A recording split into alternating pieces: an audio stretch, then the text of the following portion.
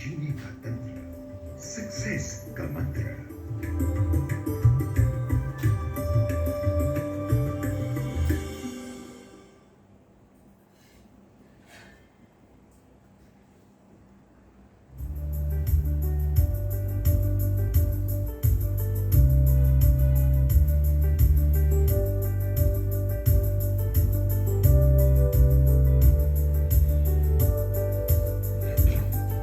क्या आप जानते हैं कि आप खुद अपने प्रॉब्लम्स को सॉल्व कर सकते हैं, लेकिन कई बार हम प्रॉब्लम्स में से बाहर निकलने की बजाय उसमें और उलझ जाते हैं और इस वजह से हमें परेशानियां, चिंताएं और कई तकलीफों का सामना करना पड़ता है। ऐसे समय में हमें सही सलाह की जरूरत होती है। इसीलिए हम आपको मिलवा रहे हैं विद्या हाजिर मिस जी से, जो पिछले कई सालों से वास्तु कंसल्टेंट, न्यूमरोलॉजिस्ट, ग्राफोलॉजिस्ट और स्पिरिचुअल एडवाइजर की प्रैक्टिस कर रही है। विद्या जी ने अपने ग्रेजुएशन की पढ़ाई करके एचआर हेड की नौकरी की। उस समय उन्होंने मिस नवी मुंबई का खिताब भी हासिल किया। विद्या जी अपने आध्यात्मिक प्रेरणा का सारा श्रेय अपने स्वर्गीय दादाजी को देती है। अपने फैमिली के सपोर्ट से और अपने गुरु के आशीर्वाद से विद्या जी ने आज तक 300 से भी अधिक देश विदेश के लोगों को आध्यात्मिक ज्ञान और मार्गदर्शन देते हुए उनके अच्छे और सफल जीवन का हिस्सा बनी। नमस्कार, शिवोहम, श्री गुरुभ्यो नमः। मैं हूँ विद्या हाजिर मिस। मैं एक वास्तु कंसल्टेंट हूँ, न्यूमरोलॉजिस्ट हूँ और एक स्पिरिचुअल एडवाइजर हूँ। आज के एपिसोड में आपका स्वागत है। आज हम जानेंगे लव रिलेशनशिप्स के बारे में। अभी फरवरी मंथ आ रहा है। ये मंथ कहा जाता है this is a month of love. जब दो इंसान अट्रैक्शन, प्यार और वो खिंचाव, ये सब रीज़न से एक दूसरे के नज़दीक आ जाते हैं एंड एक रिलेशनशिप में आ जाते हैं और एक कपल बन जाते हैं। उनकी लाइफ कितनी सुंदर हो जाती है। Life becomes so beautiful. सभी चीज़ एकदम प्यारी लगने लगती है। प्रॉब्लम्स भी बहुत अच्छे लगने लगते हैं, राइट? क्योंकि एक दूसरे का साथ मिलता है। इसे कहते हैं प्यार। और प्यार में सम्मान, आदर, केयर, ये सारी चीज़ होनी बहुत ज़रूरी है। एक्सपेक्टेशंस तो होते ही हैं सभी के। वैसे हमें भी अपने लाइफ से एक्सपेक्टेशंस रहते हैं, वैसे ही अपने जोड़ीदार से एक्सपेक्टेशंस रहते हैं। जब हम प्यार में पड़ते हैं तभी हमें दुनिया कितनी सुंदर लगती है, सभी लोग कितने प्यारे लगते हैं। तभी तो दुश्मन भी अपने दोस्त नज़र आते हैं, है ना? सारी चीज़ें बहुत बहुत प्यारी लगती है। क्या हम ऐसे ही फीलिंग्स अपनी पूरी लाइफ पर रख सकते हैं? क्यों नहीं? अपने एक्सपेक्टेशंस, अपने फीलिंग्स ऐसे ही अगर हम पूरी लाइफ संभाल के रखेंगे, क्या हमें अपनी लाइफ सुंदर नहीं लगेगी? ज़रूर लगेगी। Life is actually very beautiful. It is just our perception to see things. जब एक इंसान प्रेम संबंध में आ जाता है, रिलेशनशिप में आ जाता है, तभी वो इंसान अपने जोड़ीदार से कितनी सारी एक्सपेक्टेशंस रखता है। जैसे हमें अपने जोड़ीदार से प्यार चाहिए, जैसे हमें उनसे आदर चाहिए, रिस्पेक्ट, सम्मान चाहिए, इम्पोर्टेंस चाहिए उनकी लाइफ में, राइट? और छोटे छोटे गिफ्ट्स चाहिए, है ना? ओके, सो ये सारी चीज़ें हम एक्सपेक्ट करते हैं अपने जोड़ीदार से। और वो जब ये एक्सपेक्टेशंस पूरा करते हैं तभी अपनी खुशी जो होती है वो दुगनी हो जाती है, राइट? ऐसा हम सभी लोगों ने जाना है, सभी लोगों ने एक्सपीरियंस किया है। तो चलो हम अभी समझते हैं कि ये जो लव रिलेशनशिप में जो एक्सपेक्टेशंस है और यही जो एक्सपीरियंसेस है, ये एक्सपीरियंसेस को हम कैसे संभाल के रखें और लाइफ लॉन्ग तक हम अपने जोड़ीदार के साथ खुश रहें और उनको खुश रखें। जब कोई कपल शादी में एंटर कर लेता है, जब उनकी शादी हो जाती है, तभी आपने बहुत बार देखा होगा शादी के बाद उनका लाइफ डिफरेंट हो जाता है। शादी के पहले जैसा उनका रिलेशनशिप था, जो भी प्यार या नोक झोंक या जैसे भी उनकी लाइफ है, रिलेशनशिप जो भी है, वो शादी के बाद एकदम डिफरेंट हो जाती है। समटाइम्स सीरियस हो जाती है। कभी कभी समझ में नहीं होता कि शादी की तो कैसे की, हम रिलेशनशिप में ही अच्छे थे। हम एक एग्जाम्पल के तौर पे लेते हैं, ओके? एक लड़का लड़की जब शादी के पहले के वक्त एक दूसरे को टाइम निकाल के हाँ एक दूसरे को मिलते हैं, अपने माँ बाप से कभी झूठ बोलना पड़ता है या छुपाना पड़ता है, क्योंकि तभी अपनी लाइफ में लड़की हो या लड़का, उनके लाइफ में उनके जोड़ीदार सबसे इम्पोर्टेंट पर्सन रहते हैं। मोस्ट प्रायोरिटी जो होती है वो उनके जोड़ीदार को मिलती है। बराबर, आपने भी तो दी होगी अपने जोड़ीदार को सबसे ज़्यादा प्रायोरिटी। ये शादी के पहले की बात कर रही हूँ। वैसे ही द सेम कपल जब शादी के बाद सेम कपल अपना लाइफ प्रायोरिटाइज करते हैं, तभी वो एक्सेप्ट कर लेते हैं कि ओके अभी शादी हो गई है, उनकी लाइफ नॉर्मल होनी चाहिए। वो ये उनका एक्सपेक्टेशन रहता है, पहले की तरह ही प्यार में रहना चाहिए। कुछ कपल्स तो डेफिनेटली बहुत लकी होते हैं, बहुत समझदार होते हैं, हम सब समझदार हैं इनफैक्ट ऐसा देखा जाए तो। पर छोटी छोटी सी बातें हैं जो मैं आपको अभी समझाना चाहूँगी या फिर मेरे क्लाइंट्स एक्सपीरियंसेस से मैं आपको बताना चाहूँगी। जब शादी हो जाती है तब कपल्स एक दूसरे के लिए एक्सपेक्टेशंस उनकी बहुत ज़्यादा बढ़ जाती है। उनको लव, केयर, कंसर्न, जो आदर, सम्मान, इम्पोर्टेंस, ये सारी चीज़ें ना, तो आप समझिए कि ये सारी चीज़ें क्यों होती है। मैं छोटे से एग्जाम्पल से आपको समझाना चाहूँगी। जब शादी होती है तभी दो लोग एक ही घर में आ जाते हैं, एक ही साथ रहने लगते हैं, दिनचर्या उनका एक ही साथ बीतता है। रातों दिन वो साथ रहते हैं। तो ये रीज़न की वजह से भी वो हमेशा साथ रहते हैं और वो और ज़्यादा उनके एक दूसरे के साथ रहना पसंद करते हैं, बिकॉज वो प्यार में है। हर एक मोमेंट, हर एक सेकेंड उनके साथ या उनका प्रेजेंस उनके लाइफ में उनको चाहिए रहता है। क्या ये मुमकिन है? Not always. लोग अपने अपने कामों में बिजी रहते हैं, किसी का बिजनेस है, ऑफिस है, पढ़ाई है, करियर है, बहुत सारी चीज़ों में हमें शादी के बाद बहुत सारे रिस्पॉन्सिबिलिटीज़ भी बढ़ते हैं। माँ बाप का ख्याल रखना पड़ता है, शादी के बाद बच्चे हो जाते हैं और एक दूसरे के फैमिलीज़ को समझना भी पड़ता है। तो शादी के बाद रिस्पॉन्सिबिलिटीज़ बढ़ जाती है। तो जो कपल्स है एक दूसरे को ये बात ज़रूर समझना चाहिए कि वो उनकी रिस्पॉन्सिबिलिटीज़ को शेयर करें, समझे, उनकी प्रायोरिटीज़ को शेयर करें, समझे। ये अगर आपने समझना स्टार्ट कर लिया तो आप देखिए आपकी लाइफ कितनी और ज़्यादा सुंदर हो जाएगी। हर एक जोड़ीदार अपने जोड़ीदार से ये एक्सपेक्ट करता है कि वो समझदार रहे। अभी समझदारी किस में आ जाती है? जब हम एक्सपेक्ट करते हैं, एक इंसान अपने जोड़ीदार से क्या एक्सपेक्ट करता है, वही सब जो शादी के पहले एक्सपेक्ट कर रहा था, कुछ अलग थोड़ी ना करता है। पर यहाँ पे एक डिफरेंस होता है।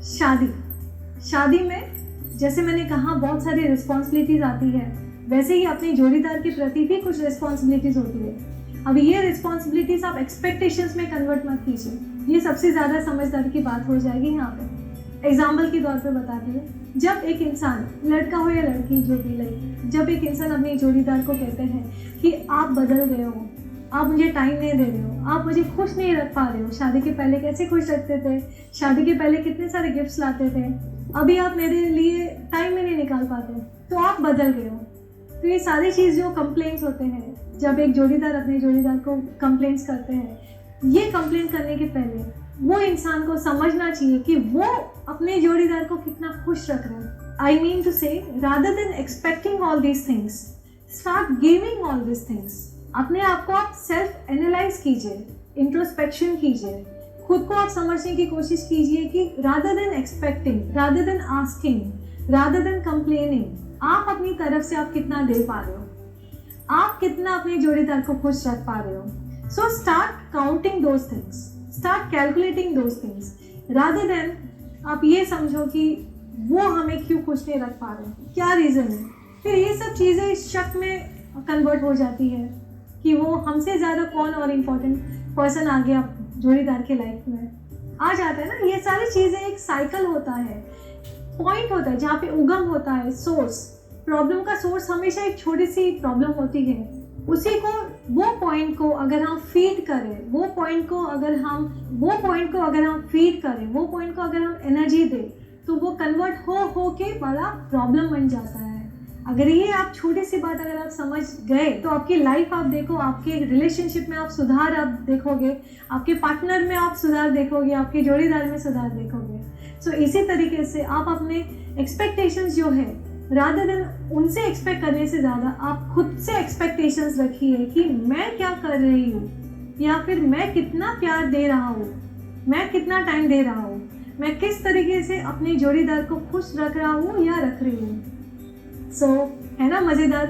है ना मज़ेदार चीज़ है, छोटी सी चीज़ है, लेकिन आप अगर समझोगे, क्योंकि अपने जोड़ीदार हमें सबसे ज़्यादा प्यारे होते हैं, सबसे ज़्यादा इम्पोर्टेंट होते हैं। ये प्रूवन है क्योंकि दोनों की शादी हुई है, एक दूसरे के प्रति उनका जो कमिटमेंट है वो प्रूवन हुआ है। लेकिन ये प्रूवन काफ़ी नहीं होता है, आगे जाके बहुत बड़ी लाइफ उनको साथ में बितानी है, और वो लाइफ जीने के लिए हमें ये एक्सपेक्टेशंस का जो पॉइंट है वो उल्टी तरफ रखनी है। मतलब एक्सपेक्टेशंस खुद से रखिए कि हम अपने जोड़ीदार को क्या दे रहे हैं, क्या हम उनके एक्सपेक्टेशंस पूरा कर रहे हैं। अगर दोनों एक दूसरे के लिए ऐसी तरीके की सोच रखे, ऐसी तरीके का माइंडसेट रखे, तो आप सोचिए कहाँ पे कंप्लेंट्स होगा। एक बार ये ट्राई करके देख लीजिए, थोड़ा सा टाइम लगेगा, थोड़ा वक्त लगेगा, लेकिन डेफिनेटली आप धीरे धीरे धीरे धीरे थोड़ा सा आप ट्राई कीजिए। ये जो पॉइंट है एक बार आप अपनी लाइफ में एक्सपीरियंस करके देख लीजिए, आपको पता चल जाएगा कि लाइफ और भी ज़्यादा सुंदर है, और आपके जोड़ीदार के साथ। तो ये थी बात रिलेशनशिप्स के बारे में, छोटी छोटी सी बातें जो हमें नोक झोंक से बचाती है। नोक झोंक डेफिनेटली अच्छी रहती है अपने रिलेशनशिप्स में, लेकिन वो नोक झोंक एक लिमिट तक अच्छी रहती है, कंप्लेंट में तब्दील ना हो, वो आप देख लीजिए। ठीक है, आज हम जानेंगे कैसे एक छोटी सी बात इतनी बड़ी प्रॉब्लम हो सकती है एक कपल के रिलेशनशिप में। कोई भी कपल जब अपने पार्टनर को टाइम नहीं दे पाता है या टाइम नहीं दे पाती है because of their other priorities, या वर्क वाइज या करियर वाइज अपने पार्टनर को टाइम नहीं दे पाता है, तो दूसरा पार्टनर, उसकी एक जिम्मेदारी तभी बनती है कि वो अपने पार्टनर को सपोर्ट करे, अपने पार्टनर को समझे, और वो खुद का टाइम कैसे बिताए, अपने खुद के प्रायोरिटी सेट करके, अपना करियर सेट करके, या फिर कुछ सीखने में अपने आप को ऑक्यूपाई करे, अपना अच्छी तरह से टाइम बिताए अपने साथ, अपने फैमिलीज के साथ, ना कि वो अपने पार्टनर से बहुत ज़्यादा एक्सपेक्टेशन रखे।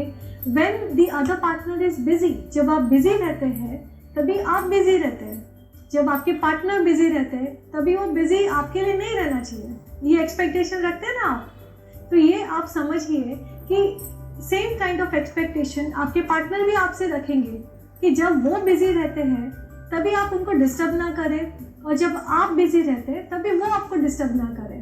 अपने आप को ऑक्यूपाई रखना बहुत ज़रूरी है। आजकल के टाइम पे अगर कोई हाउसवाइफ है या फिर कोई स्टूडेंट है, या ज़्यादातर पूरा दिन आप ऑक्यूपाई नहीं रह सकते कोई चीज़ों में, या फिर आप कुछ काम में हैं या काम में नहीं हैं, तो ये सारी चीज़ों में आपको समझना चाहिए when the other partner is really busy और इन्वॉल्व इन सम वर्क या करियर वाइज, या फिर उनकी पढ़ाई चल रही है, तो ये टाइम पे आपको उनको साथ देना बहुत ज़रूरी है, आप उनको सपोर्ट करना बहुत ज़रूरी है।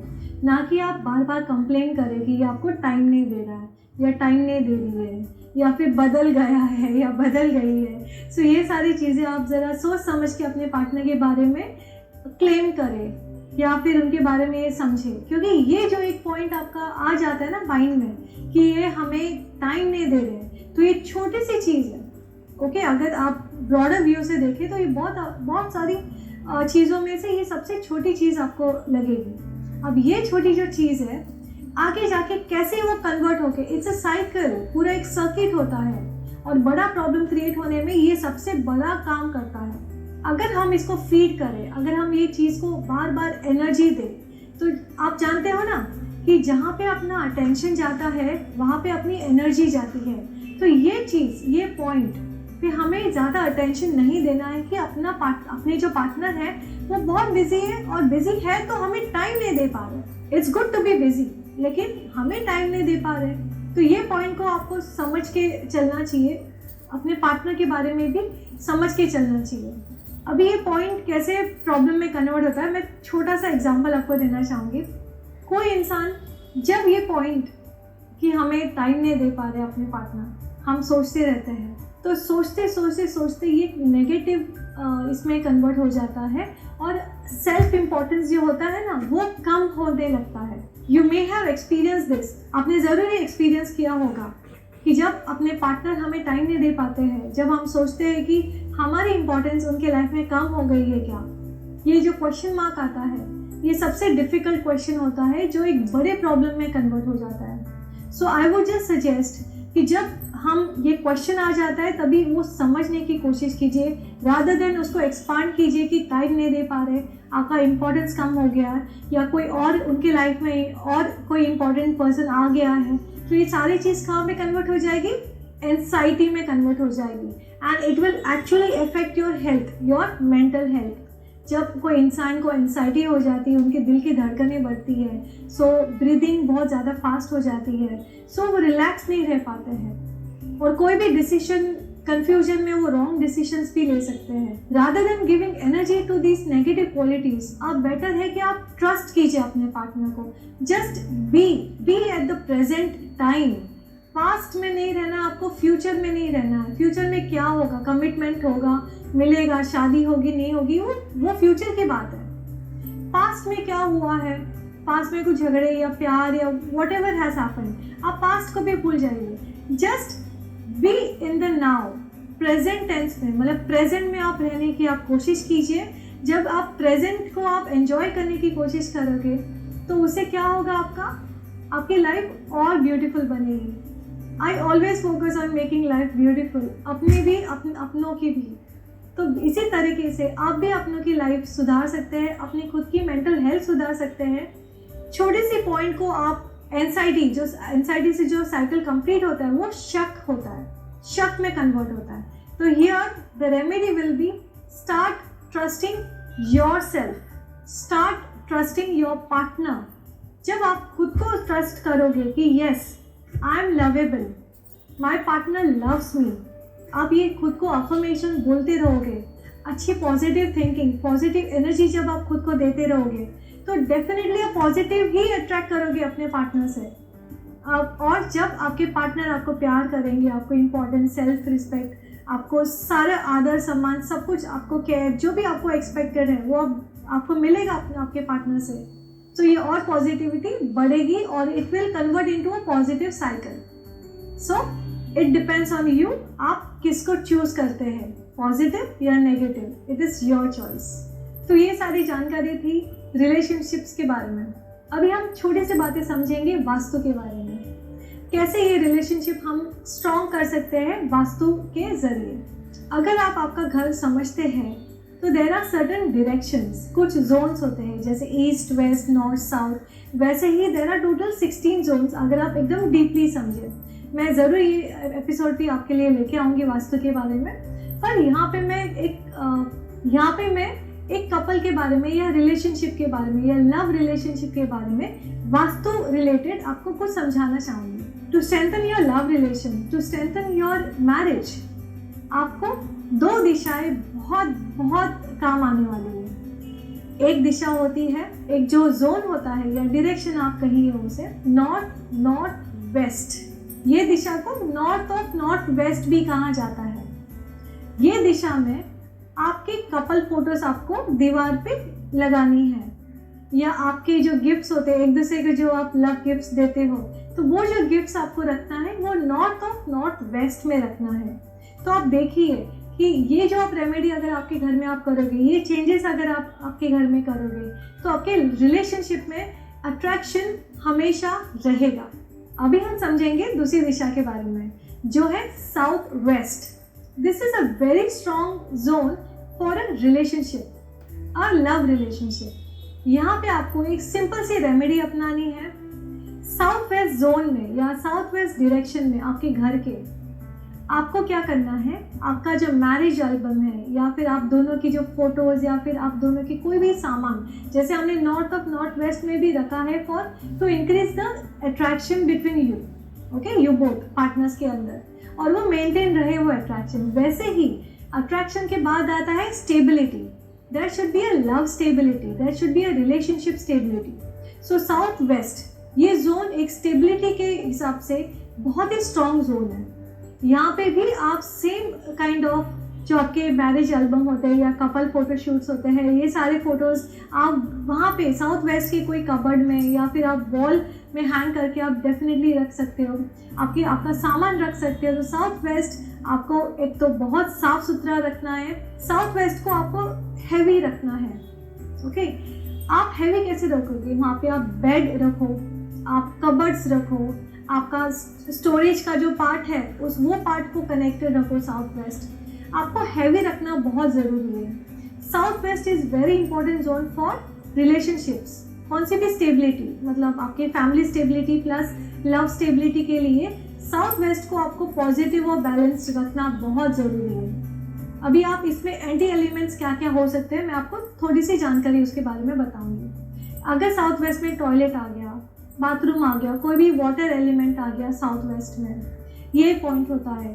सेकेंड पॉइंट होता है ये अगर वहाँ पे खिड़की आ गई, वहाँ पे it is very Airy, it is very open, बहुत लाइट, मतलब ड्राइंग हॉल जो लाइट होता है ना, तो वो आपका ड्राइंग हॉल या फिर ड्राइंग रूम आपका साउथ वेस्ट में आ गया जहाँ पे एकदम लाइट चीज़ें रखी हुई है या फिर वो ओपन है, खाली है, तो ये सारी चीज़ों में भी आपकी स्टेबिलिटी में प्रॉब्लम आ जाता है। फिर झगड़े स्टार्ट होते हैं, रिलेशनशिप्स में प्रॉब्लम स्टार्ट हो जाती है। और ये जो अगर साउथ वेस्ट अगर आपने बैलेंस किया तो आपका रिलेशन हमेशा स्ट्रॉन्ग रह जाता है, स्टेबल रह जाता है। सो साउथ वेस्ट का जो प्रॉब्लम या एंटी एलिमेंट जो होते हैं साउथ वेस्ट जोन में, आपने देखा होगा किसी की लव मैरिज हुई है और within a year they are getting divorced, within a year they are getting separated. ये सारी चीज़ें हम कहाँ से फाइंड आउट कर सकते हैं? ये अपने वास्तु में ही प्रमाणित होते हैं। हमें वहीं से हमें एविडेंस मिल सकते हैं, वहीं से हम चेक कर सकते हैं कि वास्तु में क्या इशू है। आपको सिर्फ एक जोन देखना है when you are looking at the stability और the relationship, that is south west. और साउथ वेस्ट में आपको उसको बैलेंस और उसको प्रॉपर ही रखना होगा, अदरवाइज रिलेशनशिप में इतनी सारी प्रॉब्लम्स हो सकेगी, आपको समझ में नहीं आएगा कि आप शादी के पहले या what was before and what is now. So ये जो क्वेश्चंस आते हैं और हर एक चीज़ में झगड़ा, एंजाइटी, प्रॉब्लम्स, ये होते कंप्लेंट्स, एक्सपेक्टेशंस, ये सारी चीज़ें साउथ वेस्ट डिस्टर्बेंस की वजह से आती है। कोई भी फैमिली में या कोई भी कपल रिलेशनशिप में मैं आपको सजेस्ट करूँगी please have your south west check. And ये सारे एंटी एलिमेंट्स, मतलब बाथरूम हो या टॉयलेट हो या वाटर एलिमेंट हो या फिर वहाँ पे खिड़की हो, ओपननेस हो या फिर वहाँ पे कुछ स्टोरेज रखा हो which are the waste material रखा हो जो कभी आप इस्तेमाल नहीं करोगे, ये सारी चीज़ें कैसे ना नेगेटिविटी बढ़ाती है। South west zone is a very good zone for stability. So please आप ध्यान दीजिए कि साउथ वेस्ट जोन आपका बैलेंस रहे। मैं आशा करती हूँ कि ये सारी जानकारी आपको अच्छी लगी और ये सारे टिप्स आप फॉलो करके आपके रिलेशनशिप्स को और स्ट्रॉन्ग बनाओगे। इसी के साथ मैं विद्या हजीनिस आपसे विदा लेती हूँ। नमस्कार। Very good, very good. छान मस्त.